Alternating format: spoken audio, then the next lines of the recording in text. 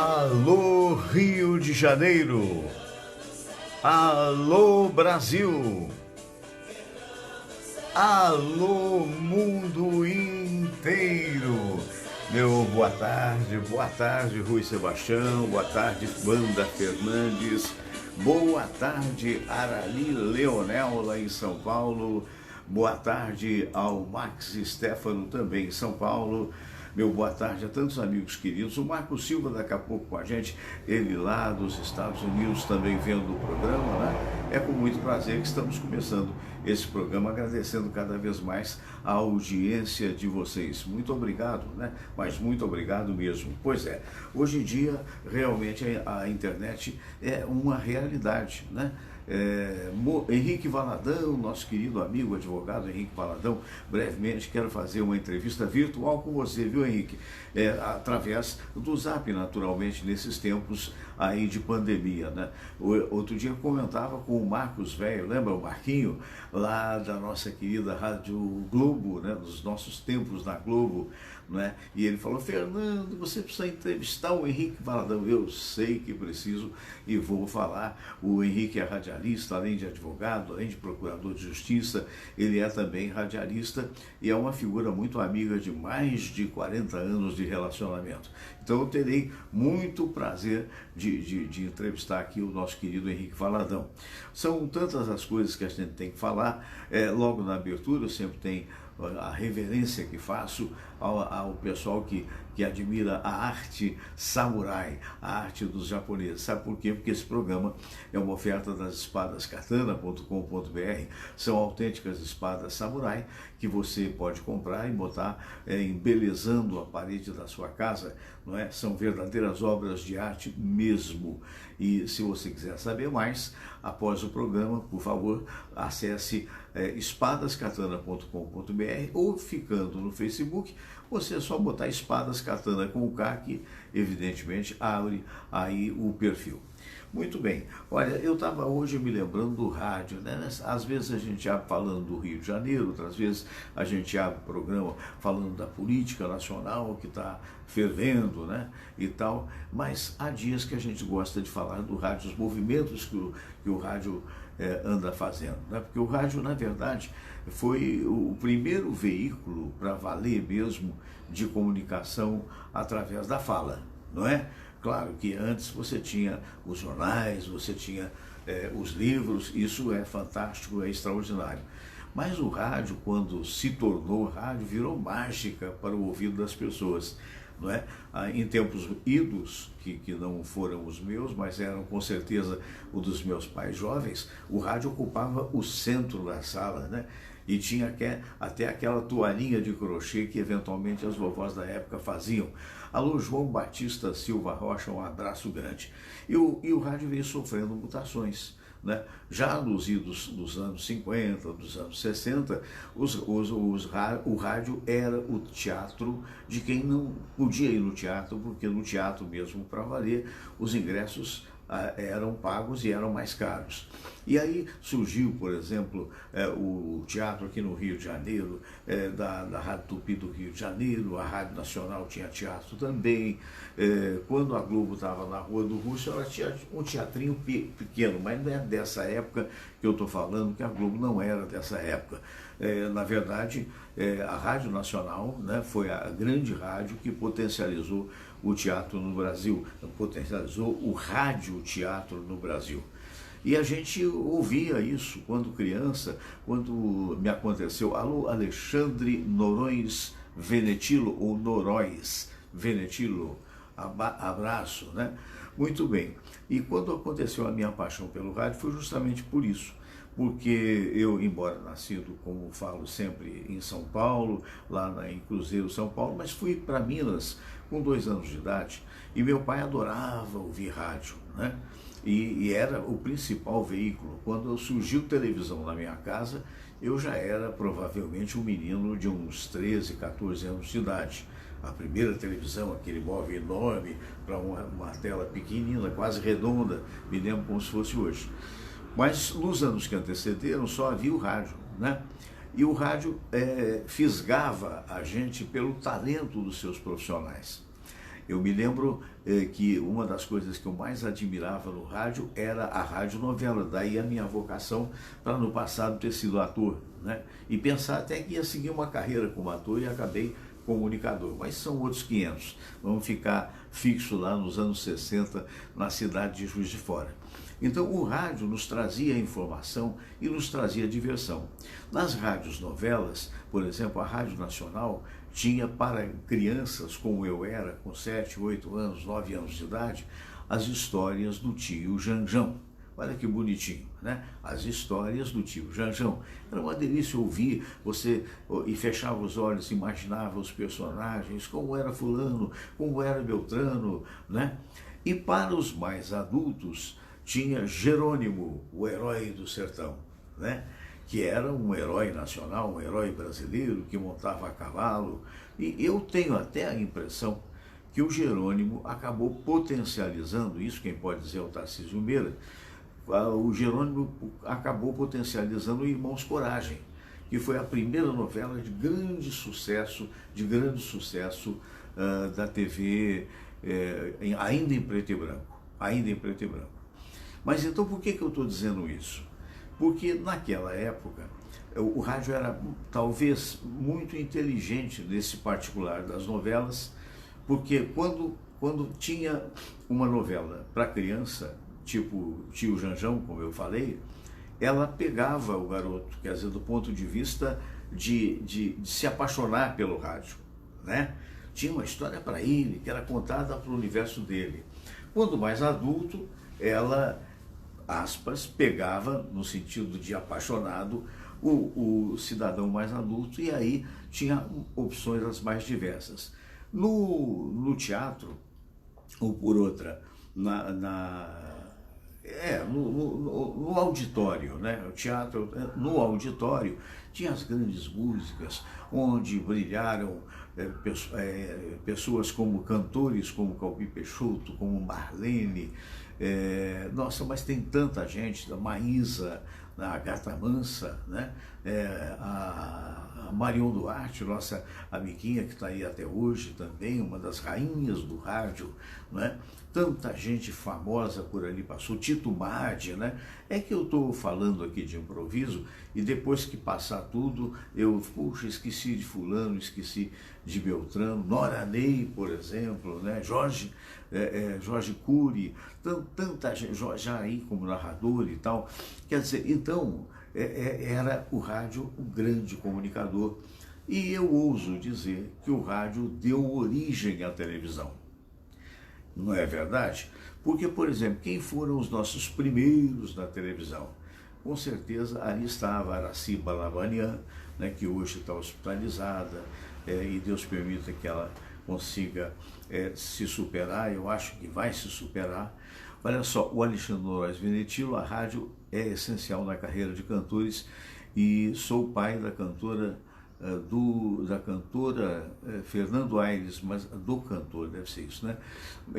Mas é muito difícil entrar em mídia, porque mesmo com talento, é muito caro para tocar as músicas. Pois é, mas o rádio antigamente, ele não cobrava, pelo contrário, ele pagava os artistas. Eu ia chegar lá e você já me antecipou, né?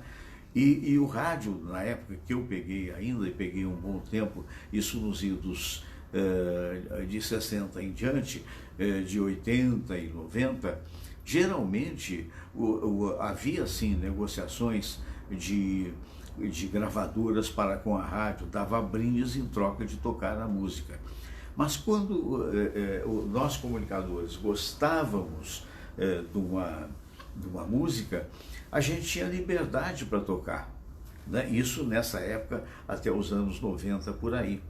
Então não era tão difícil como você está falando, Alexandre, mas se tornou muito difícil no momento em que, alô, Elvira Araújo, minha amiga, pois é, no momento em que as próprias emissoras, as direções artísticas de emissoras começaram a cobrar para tocar música, né? Eu acho até que, de uma certa forma, a negociação, quando às claras, ela é verdadeira. Por quê? Porque, digamos, você vai no açougue comprar carne, ele não te dá a carne, né? Você vai no cinema, você não entra de graça, a não ser que tenha, digamos assim, algum conhecido que te permita isso. Então acho também que o rádio tem que sobreviver, né? Uma coisa é, digamos assim, a música tocada com nota fiscal, que é o que acontece hoje na maioria das FMs, e a outra coisa é o tal do jabá. O jabá eu sei que não podia tocar, mas ele toca assim mesmo. Eu estou muito à vontade, porque jamais fiz esse tipo de coisa com relação aos meus programas. Pelo contrário, mas quando chegou os anos 90, uma vez que eu tinha liberdade para tocar músicas, digamos assim, as que eu gostasse, quando chegou nessa faixa, até um pouco antes, lá a partir de 75, 78 mais ou menos, sou antigo mesmo, então posso falar, você era proibido de tocar. Podia gostar, por exemplo, da música da Marion Duarte, que acabou de entrar aqui, daqui a pouco nós vamos tocar uma música dela, nossa rainha do rádio, né? Eu podia gostar, mas não podia tocar. Por quê? Porque a rádio tinha uma lista daquelas músicas que eram sucesso e que a grande parte delas pagava para se tocar a partir de gravadoras. Depois isso continuou assim, mas, por exemplo, eu citei o exemplo da Marion, por exemplo, na Rádio Tupi a gente podia tocar, até porque a Marion tinha várias músicas, mas a principal delas para a Rádio Tupi é aquela em que ela cantava com o Poli Filho, né? Que, por sinal, é muito bonita, Doce Amor. Muito bem, mas para os outros não podia.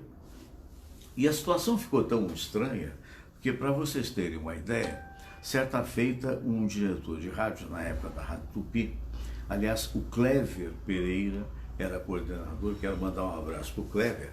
O Clever chegou e falou: Fernando, vamos lá um programa ao sábado, você vai apresentar, e nós vamos fazer o seguinte, nós vamos tocar uma música inédita, porque o bonito é isso, o bonito é você trazer o valor mesmo, ainda em fabricação, digamos assim, né? Nós vamos tocar a música, você vem cá e canta. Ele se inscreve, vem cá e canta. Quando ele, digamos assim, e o público é que vai julgar. A ideia era ótima. Clever é um grande radialista. Clever foi quem lançou a Rádio Cidade no Rio de Janeiro e é um amigo querido. A ideia dele era essa, mas acima dele tinha os diretores da rádio. Ele era coordenador. Então nós vamos tocar e vamos botar 3 ouvintes no ar. Se 2 deles aprovarem, ele volta no outro sábado. Era um programa de sábado, tipo assim, de 8 à meia-noite, uma coisa assim. Eu olhei para o Clever e falei assim: Clever, eu adoro esse formato, eu gostaria e gosto muito de fazê-lo, terei de fazê-lo, mas será que os nossos diretores vão topar isso? Não, já falei com fulano, falei com Beltrano, falei, tá bom. Então, fizemos. O primeiro que veio um conjunto, que agora não me lembro mais, um conjunto de samba muito bom. Claro que os ouvintes foram unânimes em aprovar, voltaram no outro sábado. O segundo que veio foi um médico que tinha lá, digamos assim, um grande afeto por Nossa Senhora Aparecida, tinha feito a composição em função da Senhora Aparecida, mas que não era propriamente um cantor. Era uma pessoa comum, quer dizer, do ponto de vista em que estava também iniciando, mas não tinha o mesmo profissionalismo dos primeiros candidatos. E aí ele passou, e passou por quê? Por que os ouvintes apoiaram? Porque ele estava fazendo uma música, Lumara de Roche, um abraço, querida, ela também cantora, muito boa. Então esse rapaz, esse senhor, que era um senhor mediano, de média idade, ele passou, os ouvintes gostaram porque referia, o tema era muito forte, referia a Nossa Senhora Aparecida. Pelas regras do jogo, ele teria que voltar no outro sábado. E de fato voltou. Só que naquele outro sábado, quando voltou, um dos diretores ouviu, ligou e disse: tira esse homem do ar, porque não gostou dele. O que era uma quebra de regra. E a gente foi obrigado a agradecer. Claro que ele não topou, ele foi para a justiça e ele conseguiu na justiça que se tocasse a música e o quadro acabou. São coisas assim que acontecem ainda no dia de hoje, só que hoje o rádio ele tem que levar em consideração, e algumas emissoras de rádio já estão levando, a internet. Ele tem que levar em consideração a imagem. Você vê aí muitas emissoras de rádio, devia ter trazido um microfone aqui, mas você cansa de ver que você vê aí a imagem do estúdio parada, ela não tem sequer essa mobilidade aqui, ó, que eu estou tendo, tá vendo? Olha só, essa maleabilidade, não tem aquela coisa parada que é para não pagar o operador. Aí você bota um negócio assim desse tamanho, que aqui eu estou usando como celular, que é o microfone, na cara do comunicador. Aí se ele é feio, se ele é bonito, se ele está rindo, se não está, você não fica sabendo, porque os nossos diretores de rádio hoje não têm essa ideia, que é a ideia que a coisa mudou. Da mesma forma que os auditórios de rádio praticamente acabaram, não é? Porque com o advento de televisão e outras coisas mais. Mas a outra coisa mais curiosa é o seguinte, que a partir da existência da TV, a TV muito poucas vezes aproveitou alguém do rádio para valer. Parece que é a síndrome do filho que desconfia do pai, é uma coisa assim, porque o rádio deu origem à televisão. Então, são as realidades de hoje e que a gente espera que um dia possam mudar. Bati muito papo com vocês, daqui a pouco eu vou ter aqui, quero conversar com o desembargador, nosso querido amigo, o desembargador Zé Augusto Araújo Neto, a respeito desse processo das fake news. O Procurador-Geral da República suspendeu a investigação e a notícia que temos é que de repente virá para ser julgada essa suspensão pelo Supremo. Acho que é uma conversa interessante a nível nacional daqui a pouquinho. Mas por hora, meus amigos, por hora, eu já passei aqui a vinheta, vamos ver se a gente vê aqui a nossa Marion Duarte. Hoje parece que estamos um pouquinho melhor a nível de internet, vamos torcer por isso. Porque acontece o seguinte, ontem eu prometi uma receita que não aconteceu. Depois eu procurei essa receita e não consegui achar. Então acontece o seguinte, hoje nós teremos, no final do programa, nós teremos uma receita, logo após a oração, de panqueca de coco. Receita esta da nutricionista Patrícia Leite. Então vamos ter, diz que é muito facinho de fazer e diz que é ótimo para o café da manhã. Vamos torcer para que seja assim.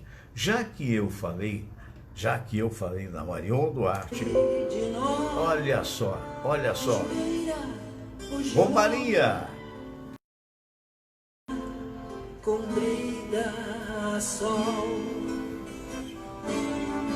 sou caipira, pirapora, mansa, senhora de Aparecida, ilumina mina escura e funda o trem da minha vida. Sou caipira, pirapora, nossa senhora de Aparecida, ilumina a mina escura e funda o trem da minha vida.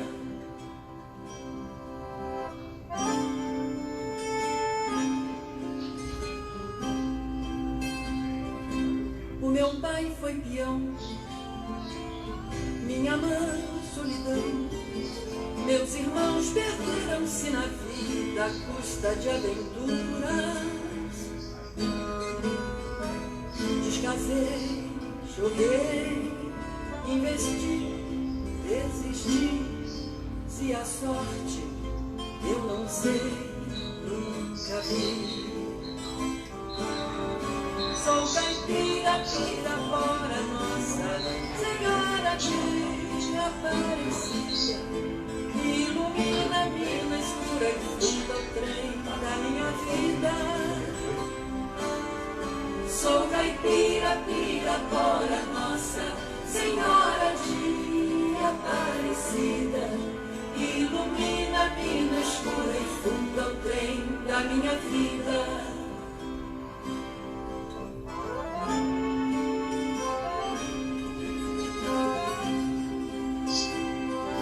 Me disseram, porém, que eu viesse aqui pra pedir de romaria e prece, desalentos. Como eu não sei rezar, só queria mostrar meu olhar, meu olhar, meu olhar. Sou caipira, pirapora, Nossa Senhora de Aparecida, ilumina-me na escura e funda o trem da minha vida. Sou caipira, pirapora, Nossa Senhora de Aparecida, ilumina-me na escura e funda o trem da minha vida. Sou caipira, pirapora, Nossa Senhora de Aparecida. Pois é, então tivemos a Marion Duarte, uma das grandes cantoras do rádio, nossa colega. Ela é tanto fraterna amiga na Fraternidade da Comunicação, bem quanto confreira na Confraria dos Amigos do Rádio. Muito bem, o Marco Silva, lá dos Estados Unidos: Fernando, veja a minha pergunta. Disse assim: Fernando, pergunta de um amigo, já que você tem um pinto no nome, por que um pato no programa? Porque é um personagem, o pinto já chega eu. Entendeu? Então é um personagem, mas não era só ele, não. Tinha a Estela Miúcha, a fofoqueira gaúcha, tinha vários personagens, Vovô Dodô.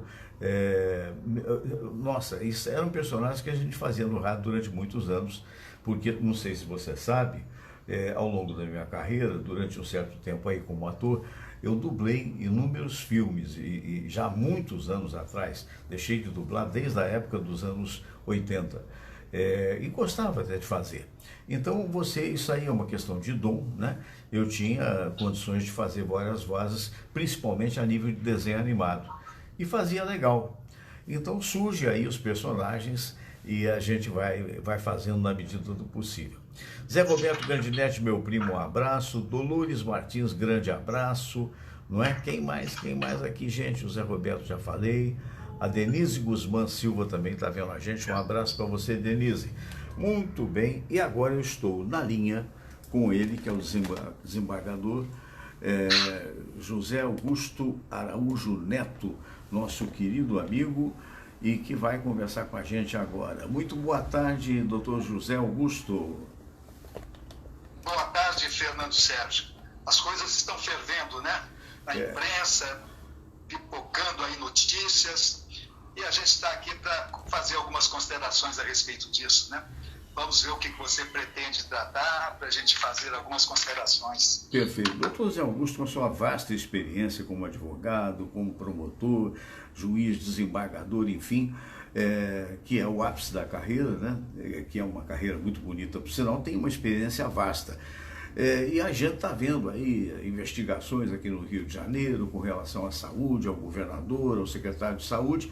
Estamos vendo mais agora, que não é de tão agora, diga-se de passagem, já vem de muito tempo, a investigação que a Polícia Federal estava fazendo, né, com relação às fake news, que são notícias falsas, e que temporariamente foram meio obstadas por parte do Procurador-Geral da República, mas que podem vir à tona de novo a partir de um julgamento que teria o ministro Fachin. Eu queria saber desse imbróglio, o que o amigo pode desembrulhar para nós.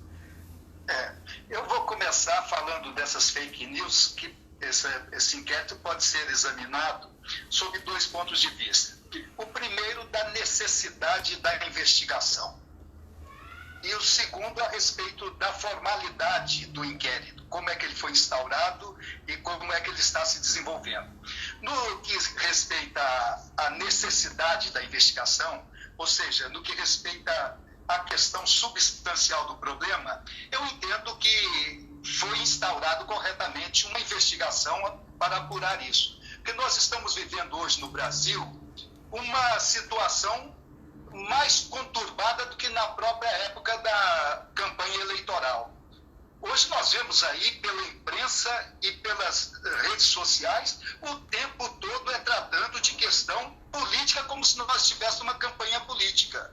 Quer dizer, o Bolsonaro ele faz campanha política o tempo inteiro. Ele tomou posse como presidente e, ao invés de pensar nesses 4 anos, ele parece que está pensando em 2022, na campanha, fazendo uma campanha permanente. E por trás dessa questão toda, ocorrem fake news, quer dizer, notícias falsas, notícias mentirosas, notícias que atacam os poderes da República, notícias que ofendem ministro do Supremo Tribunal Federal, ofende a Justiça, ofende o Congresso. Quer dizer, uma coisa que é inconcebível. Quer dizer, a apuração disso, a meu ver, é necessária. Isso, o pano de fundo está correto, ou seja, há necessidade de uma apuração. Agora surge uma outra questão, a questão da formalidade. Foi instaurado em 2019, em julho de 2019, um inquérito no Supremo Tribunal Federal para apurar essas questões todas, porque o Supremo Tribunal Federal estava sendo atacado, familiares, pessoas da Justiça, tudo de uma forma conturbada, sem respeito aos poderes, sem respeito à independência dos poderes. E então o presidente à época, né, o presidente ainda atual, que é como é que chama? Lewandowski? Não, é o presidente do Supremo Tribunal. Supremo. Ele, me fugiu também. Fugiu também o nome agora. É. Ele pegou e determinou a instauração de um inquérito e nomeou para apurar os fatos o juiz, o ministro Alexandre de Moraes. Então, essa questão aí, a meu ver, que é uma questão delicada, porque foi baseada essa instauração de inquérito num artigo do regimento interno do Supremo Tribunal Federal, no artigo 43, que permite, eu vou até fazer a leitura, é uma leitura rápida, ocorrendo a infração à lei penal na sede ou dependência do tribunal, do Supremo Tribunal Federal. Sim. Ocorrendo uma infração na sede ou dependência do tribunal, o presidente instaurará inquérito se envolver autoridade ou pessoa sujeita à sua jurisdição e delegará essa atribuição a outro ministro.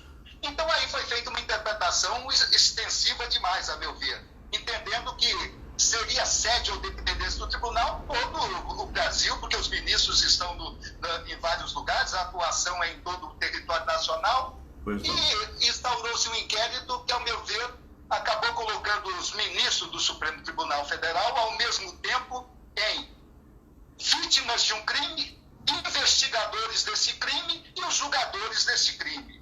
Isso é uma matéria que não, uma solução que não permite a Constituição Federal. A Constituição de 88 estabeleceu a divisão dos poderes e estabeleceu que o judiciário tem a função de julgar. A função de persecução penal, ou seja, de apurar o crime, cabe à polícia e ao Ministério Público. Então, o que ele teria que ter feito foi o que fez em relação agora, essa questão da apreensão ou instauração de inquérito e apreensão do celular do presidente da República. Mandou para o Procurador-Geral da República para apreciar. Então, o que teria que ser feito, a meu ver, era isso, encaminhado para os Procurador-Geral da República, que é o Ministério Público, que é o órgão acusador, segundo a Constituição, e ali, então, seria feito um inquérito. E aí seria apurado, e daí, então, haveria ou não denúncia, desde que envolvesse autoridades, né, ali, não como vítimas, tem que ser como réus, para atrair a competência do Supremo Tribunal Federal. Então, a meu ver, há algumas incorreções. Primeiro, na instauração, hoje não se permite mais que o Poder Judiciário seja um órgão acusador. Antigamente, o Código de Processo até permitia que o juiz baixasse para a portaria para processar alguém por contravenção. Hoje não se permite mais. Então, nem a apuração do fato, nem a instauração do inquérito é medida que deve ser feita ao Judiciário. E segundo, também não estava sendo acusado nenhuma autoridade, a meu ver, com competência para atrair, com cargo para atrair a competência do Supremo Tribunal Federal. Isso seria coisa para ser apurada no inquérito. Então, há determinados fatos que, no que tange a questão formal, essa matéria tem que ser apreciada com profundidade pelo Supremo Tribunal Federal, por seu órgão máximo, que é o plenário. Eu acabei de ver uma notícia agora há pouco do ministro, a respeito do ministro Fachin. Fachin é um ministro muito consciencioso, muito cauteloso, e ele já determinou que esse julgamento seja feito o mais rápido possível pelo plenário a respeito dessa questão. Ou seja, isso não pode ficar sujeito apenas a um ministro. Tem que ser o plenário para tomar a decisão a respeito deste inquérito que está sendo questionado nesse habeas corpus que foi intentado em favor do ministro da Educação. Então, é uma questão que tem que ser apreciada e vai ser levada, a meu ver, o mais rápido possível, em razão dessa decisão do ministro Fachin, para que o Supremo decida pelo seu colegiado e não apenas por um ministro. Agora, a gente vê toda hora essas questões levantadas pelo presidente. A gente fica impressionado. Hoje, as redes sociais o tempo todo falando a favor de Bolsonaro ou contra Bolsonaro. Enquanto isso, nós temos uma pandemia aí matando milhares de pessoas e ninguém leva isso a sério. Nós temos a corrupção que está havendo com dinheiro público que é destinado para o combate à pandemia. E a gente fica de braço cruzado ouvindo uma discussão a respeito do presidente que cria crise toda hora. Não precisa nem de oposição. Não é partido de oposição que faz a crise, é ele que cria a crise. As declarações dele e do filho são declarações contundentes. Ele disse, veja bem se um presidente da República pode falar isso. O presidente da República é uma autoridade do Poder Executivo, mas tem também o Poder Legislativo, tem o Poder Judiciário. Ele diz que ordens absurdas não se cumprem. Quem é que julga essas ordens? É ele que julga? Para dizer, não, eu vou cumprir uma ordem do Supremo Tribunal Federal? Temos que botar um limite. É ele que bota limites ao Supremo Tribunal Federal? Diz que tem que ser o colegiado que decida e acabou. Daí diz um palavrão lá. Quer dizer, é assim que se decide, é assim que se coloca uma situação, criando crise toda hora entre os poderes, quando ele deveria estar preocupado na unidade da administração, na independência dos poderes, no respeito à independência, na harmonia entre os poderes, não criando uma discussão a todo instante.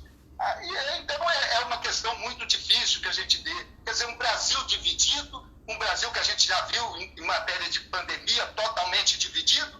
E então eu falo, tem que ver a corrupção, tem que ver a economia que tem que voltar a crescer. E a gente fica preocupado com essas questões menores. Vamos respeitar a competência de cada um. Vamos estabelecer uma harmonia. Vamos administrar pensando no Brasil e não na eleição de 2022. É isso tudo que deixa a gente muito triste nessa situação. Concordo com suas palavras, é uma preocupação constante. Estaremos sempre próximos e dando a informação necessária ao nosso ouvinte para que ele também tire as suas ideias, as suas convicções. Eu quero agradecer muito a sua presença, meu querido doutor José Augusto Araújo Neto, e até a próxima oportunidade. Eu só vou fazer que a lembrança voltou à cabeça agora. O nome do ministro eu não quero esquecer, né? Um desembargador esquecer. Ministro Dias Toffoli foi quem determinou a abertura do inquérito, né? E designou o outro. Mas vamos ver se isso vem acalmar, porque parece que estão agora querendo ver uma composição para essa situação. Mas daqui a pouco vem outra crise. Se continuar doendo dessa forma, daqui a poucos dias tem outra crise. Presidente, vamos pensar em governar, vamos esquecer a política um pouco, vamos seguir em frente, vamos pensar no Brasil e não vamos pensar em eleição. Não é hora disso. Perfeito. Muito obrigado, doutor Zé Augusto. Um grande abraço, né? Olha a fala dele, uma fala veemente, mas igualmente importante, né? Nós temos que ter governabilidade nesse país, né? E na realidade, acabar com essas provocações, não é? Porque, afinal de contas, a gente sabe que esse caminho absolutamente não leva a lugar nenhum. Inclusive, uma união de estados, confederação, etc., que tal, para poder realmente dominar e até diminuir consideravelmente essa história da pandemia. Ninguém pode entender quando alguém se apaixona. O autor é o Cléo Galante, intérprete Haroldo Barros, que você curte aí agora.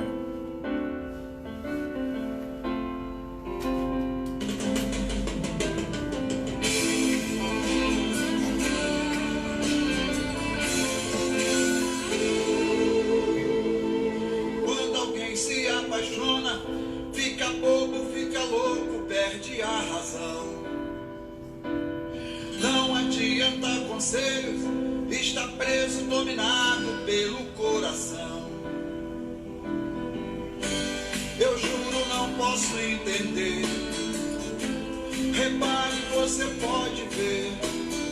Quando alguém se apaixona, logo esquece as amizades que sempre prezou. É capaz de ir ao espaço pra buscar aquela estrela que ela gostou. Eu juro, não posso entender. Repare, você pode ver. Quando alguém se apaixona, fica bobo, fica louco, perde a razão. Eu sei, já fui apaixonado, está tudo acabado, e só agora eu posso ver as coisas que eu fazia, o mundo em que eu vivia, tão tarde que fui perceber. Já fui apaixonado, está tudo acabado, e só agora eu posso ver as coisas que eu fazia, o mundo em que eu vivia, tão tarde que fui perceber. Quando alguém se apaixona, não admite que ninguém venha lhe criticar. Mesmo estando tudo errado, não consegue, não procura nada enxergar. Eu juro, não posso entender. Repare, você pode ver. Quando alguém se apaixona, fica bobo, fica louco, perde a razão. Eu sei, já fui apaixonado, está tudo acabado, e só agora eu posso ver as coisas que eu fazia, o mundo em que eu vivia, tão tarde que fui perceber.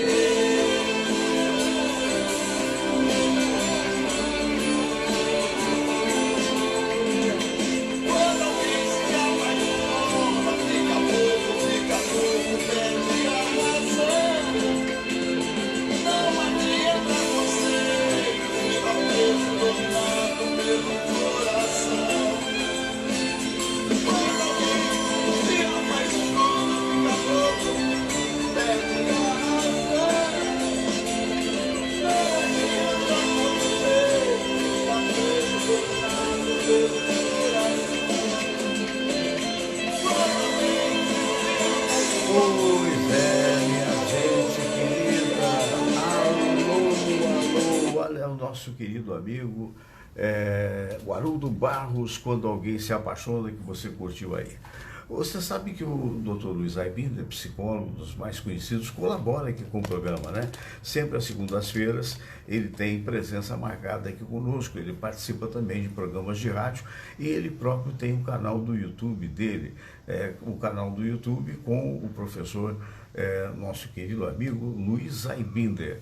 E ele teve um trabalho que eu vou mostrar para vocês agora, muito interessante, a respeito de inveja. Vamos ver?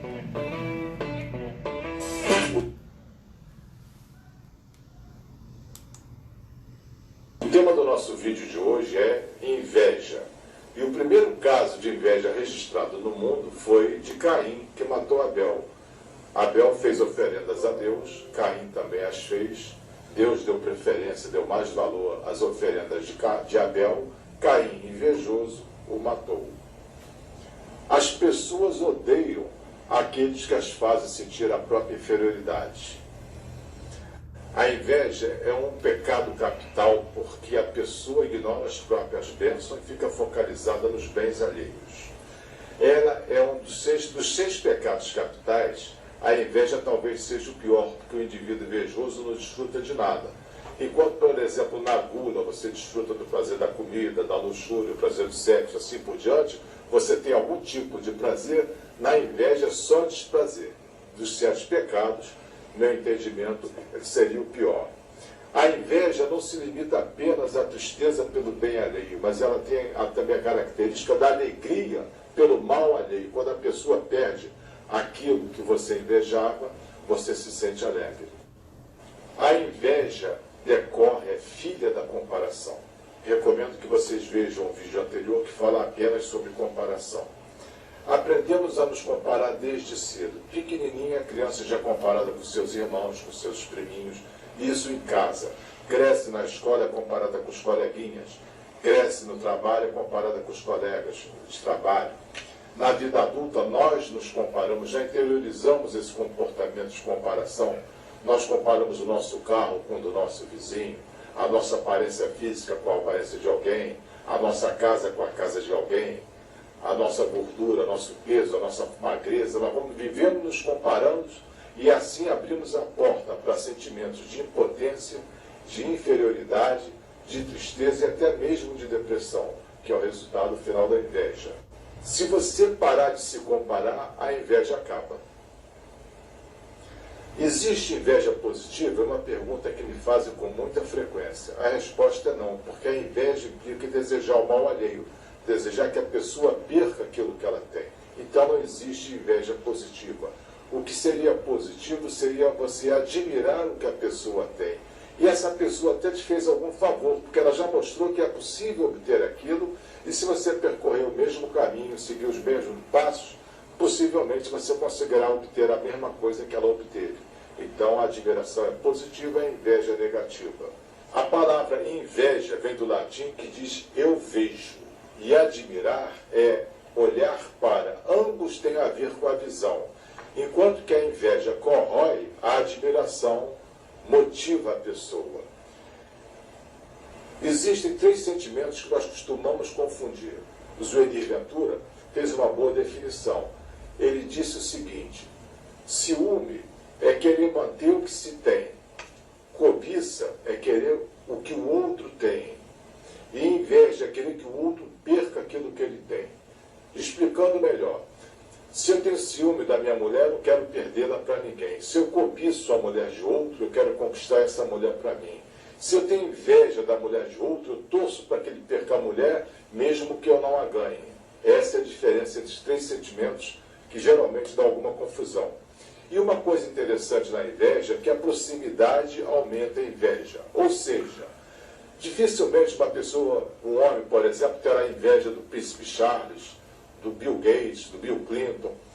São pessoas muito distantes, mas é muito mais fácil você ter inveja do teu colega de infância, do teu primo, de um vizinho, de pessoas muito próximas a você. Isso aumenta o nosso potencial de inveja. E a Madonna, surpreendentemente, numa frase muito inteligente, eu não a avaliava tão inteligente, ela disse: eu tenho inveja das pessoas que não têm inveja. Quem se ocupa da própria vida não sente inveja, porque quem se ocupa da própria vida está olhando para dentro de si mesmo. E a inveja é um sentimento voltado para o exterior. Você tem que olhar para fora para se comparar. E para encerrar, eu queria contar a historinha da cobra e do vagalume. A cobra tanto perseguiu o vagalume que um dia conseguiu alcançar. Na hora que ia devorá-lo, o vagalume falou assim: dona cobra, espera um pouquinho, posso antes fazer 3 perguntas? A senhora pode me devorar depois, mas eu só queria saber 3 coisas. Aí vou abrir uma exceção no seu caso e eu vou responder. Eu não costumo fazer isso, mas eu vou responder. Primeira pergunta: eu faço parte da sua cadeia alimentar, dona cobra? Não, de jeito nenhum. Eu lhe fiz algum mal? Também não fez nada. Mas por que a senhora quer me comer? Eu não suporto ver você brilhar. Aí o doutor Aibinder, né? Sempre com as falas muito interessantes, e lembrando que às segundas-feiras ele está aqui comigo. Eu vou chamar para vocês ele que é dentista, mas que é também cantor, que é um amigo querido, faz parte da Confraria dos Amigos do Rádio, o nosso querido Beto Aquino, num show que ele teve a oportunidade de fazer na época em que era possível fazer show. Hoje está meio difícil. Quero mandar um abraço para o pessoal. Você vê que a internet está um pouquinho lenta mesmo, né? E é natural que isso aconteça nos dias de hoje, onde todo mundo está na internet. Então, o resultado, eu vou passar para cá porque é o tal negócio. Enquanto não abre, a gente não pode fazer nada, fica falando aqui contigo. Mas, de qualquer maneira, a música é muito bonita. E a gente ainda pretende, no dia de hoje, logo após a oração ecumênica, nós vamos ter, eu acho que está difícil de abrir isso, viu? Então, vou fechar aqui. Opa, abriu, que bom! É o Beto Aquino.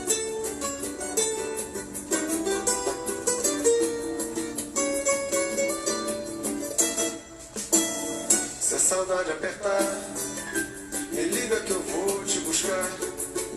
Me fala pra desabafar, me conta que eu vou te escutar. Se a saudade bater e seu coração responder que é cedo demais pra esquecer, me fala que eu vou te entender. É complicado quando a gente perde um grande amor, leva no peito uma lembrança, seja onde certos momentos vêm e vão em nosso pensamento, derramando sentimento, provocando a solidão. E a gente sente que foi de verdade, o orgulho foi mais forte que a felicidade. E a história desse amor ficou pela metade, dividindo o coração. Se a saudade apertar, não deixa a vontade passar, não deixa a emoção esfriar, me chama que eu vou te encontrar.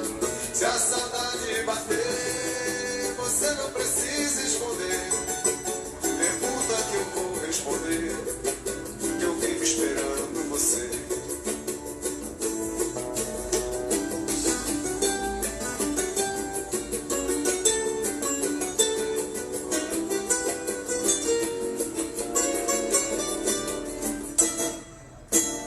Se a saudade apertar, me liga que eu vou te buscar. Me fala pra desabafar, me conta que eu vou te escutar.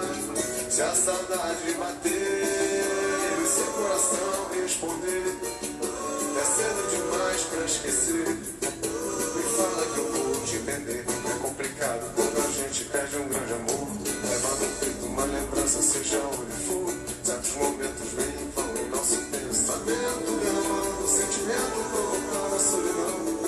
E a gente sente que foi de verdade, o orgulho foi mais forte que a felicidade. E a história desse amor ficou pela metade, dividindo o coração.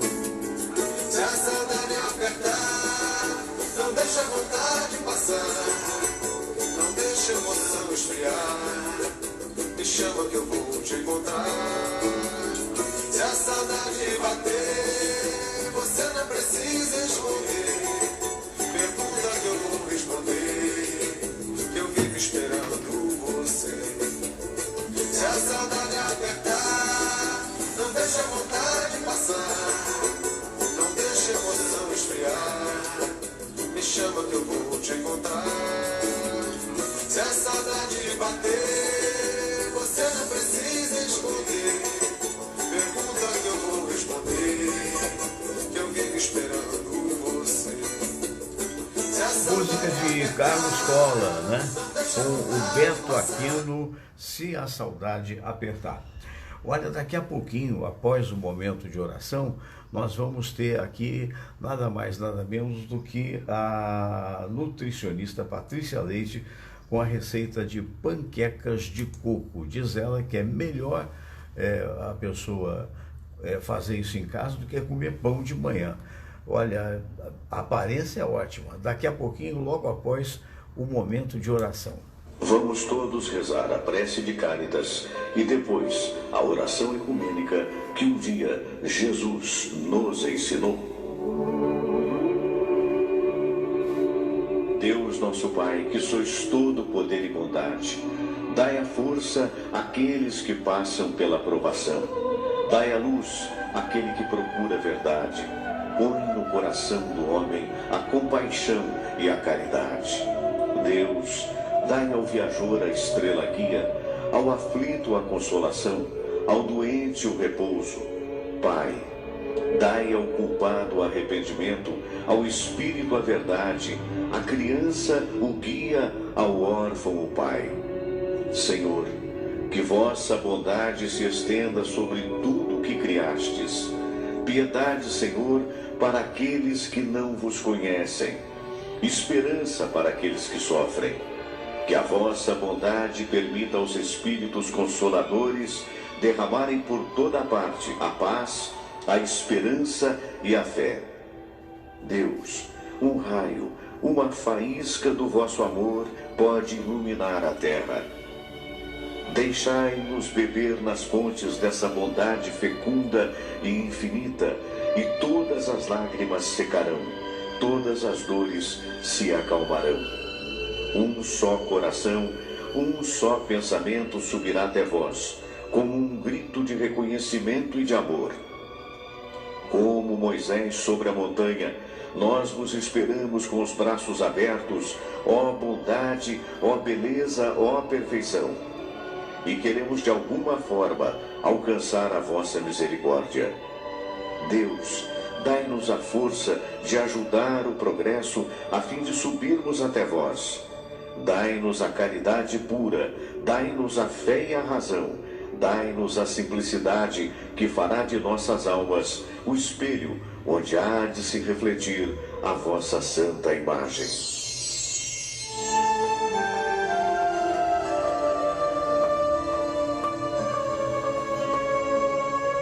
Pai nosso que estais nos céus, santificado seja o vosso nome.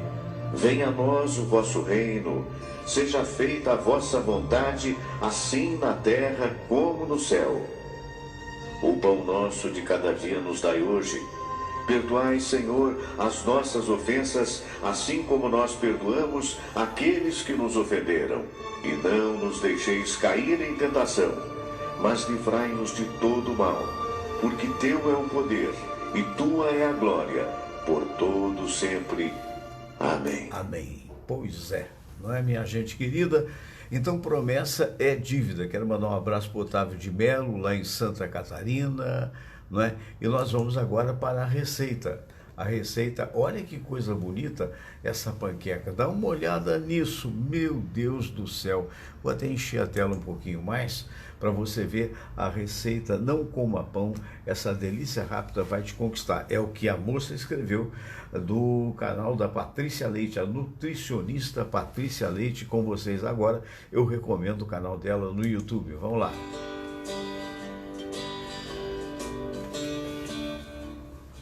Olá, tudo bom? Hoje eu trouxe para você uma receita maravilhosa para o seu café da manhã, para o seu lanche da tarde. Fica pronto ali na hora, rapidíssima. Ela é sem leite, ela é sem nenhum tipo de farinha, sem açúcar, sem manteiga. É uma maravilha. Fica aí até o final, a família inteira vai gostar e você não vai querer perder. Antes de mais nada, se você não seja bem-vindo, se inscreve no canal, ativa o sininho, eu tenho vídeo novo todo dia e receita nova todo dia também. Você vai amar com certeza. E se você ainda não me segue, vai lá no Instagram, o nome daqui embaixo, é o mesmo nome do canal. Não tem como se confundir. Vamos começar nossa receita. Então, o primeiro ingrediente que eu tenho aqui é o ovo. Eu vou primeiro dar uma quebrada nele aqui, nas gemas. E vou colocar ele aqui nesse pote para dar uma leve batidinha. Se você ainda fica preocupado com a questão do colesterol, com a questão do que acontece com você quando você come ovo todo dia, né? Muitas pessoas perguntam, será que posso comer ovo todo dia? Traz mais benefício ou mais malefício? Eu tenho um vídeo aqui no canal falando sobre isso e eu vou deixar aqui embaixo na descrição. Lembrando também que todos os ingredientes da receita, as quantidades, informação nutricional vão ficar aqui embaixo, tá bom? Para ajudar vocês. Então já dei uma leve aerada aqui nesse nosso ovo. O bom dessa receita é que não precisa de batedeira, não precisa de nada, é muito sensacional. Então, o ovo já foi batido aqui. Agora eu vou acrescentar a esse ovo uma banana que eu vou amassar. Se você conseguir uma banana ainda mais madura do que a que eu consegui, vai ser melhor ainda porque vai ficar mais docinho, tá bom? Quanto mais pontinhos pretos a gente tem na banana, mais docinha ela fica.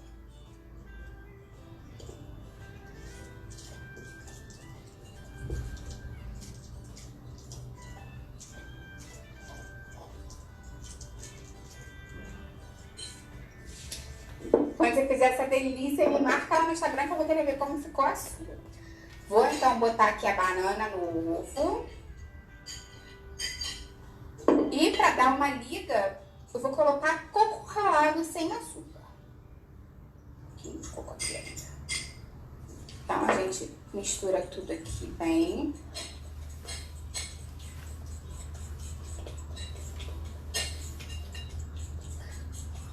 Eu acho que não precisa adoçar com nada diferente disso, mas se para você ainda ficar pouco doce, você pode botar stevia, você pode botar xilitol, você pode botar eritritol, porque esses são adoçantes que não tem valor calórico. Mas se você não tiver nenhum tipo de restrição, quiser botar um pouquinho de açúcar mascavo ou mel, também pode ser. Eu acho que não precisa, mas vai do seu gosto.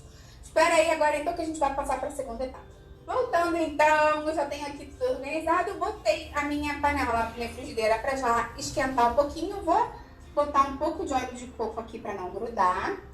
E a gente coloca aqui então no centro. E vamos esperar dourar um pouquinho de cada lado e já volto aqui para te mostrar quantas renderam e falar um pouquinho sobre coberturas. Espera aí. Olha que beleza. Uau! Então, gente, chegaram prontas as minhas panquecas, o cheirinho tá maravilhoso. E com relação a coberturas, toppings, você pode botar um pouquinho de iogurte com chia aqui, você pode botar uns morangos, nozes, eu vou botar um pouquinho de mel nelas. Me conta aqui embaixo qual seria a sua cobertura, se você for comer ela pura mesmo, que também funciona super bem, só com um pouquinho de canela, já fica show, fica maravilhoso. Se você conhece alguém que vai gostar dessa receita, compartilha, vamos juntos ampliar essa corrente do bem. É isso que eu quero aqui pro canal. E dá sua curtida, tá bom? Que isso me ajuda muito. Até a próxima. Tchau, tchau. Tá vendo? Então, é a Patrícia Leite que mandou aí essa receita que você curtiu. Muito bem. E você que está me vendo agora, né? Um abraço grande a todos vocês. Gente, vamos aqui, aquele momento que eu falei, momento final do programa do dia de hoje. Eu estou trazendo desse livro 50 anos de comunicação, alguns poemas que eu tive a oportunidade de publicar. Então vou dizer um poema muito interessante, pelo menos eu acho, não sei se você vai achar, chamado Qualquer Dia Desses. Esse é para o apaixonado abandonado. Mas é assim mesmo, você como escritor, você escolhe as situações, não é isso? Se ficar tudo numa mesmice, fica meio que complicado. E necessariamente não quer dizer que você tenha vivido tal situação, né? Então esse poema diz assim: vou buscar-te qualquer dia desses, para que seja na imaginação, nem que seja na imaginação, para preencher esse vazio que deixastes, na certeza de ver mais um momento de ilusão. Vou buscar-te qualquer dia desses, na esperança de refazer o sonho acabado, de te encontrar ainda interessante e tentar te manter na minha estrada. Vou buscar-te qualquer dia desses, para te dizer que não quero mais lembrar os momentos que junto passamos, e propor-te, atrevido, que saias da minha mente, de forma definitiva e irreversível, o único jeito que tenho de assumir de novo esse meu sofrido coração. Acho que vale a pena de vez em quando a gente navegar pelas ondas do sentimento, não é isso? Olha, um fraterno abraço para todos vocês, muito obrigado, fiquem com Deus, até amanhã às 4 da tarde. Namastê.